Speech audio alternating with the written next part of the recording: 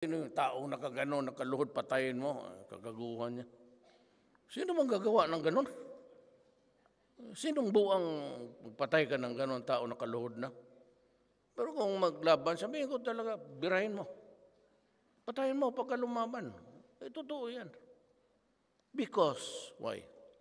Dito sa panahon ko, ang sandapa, ang pagkaalam ko, meron lang konti. It was not until I became president na lumabas, sabi ko, surrender kayo at pagpapatayin ko kayo.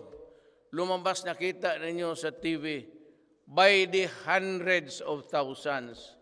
Si Sid, ang kanya, 3 million kay Santiago noon, General Santiago sa PDEA, past president. Sa kanyang bilang, we have reached the 1 million mark. Who will thou answer?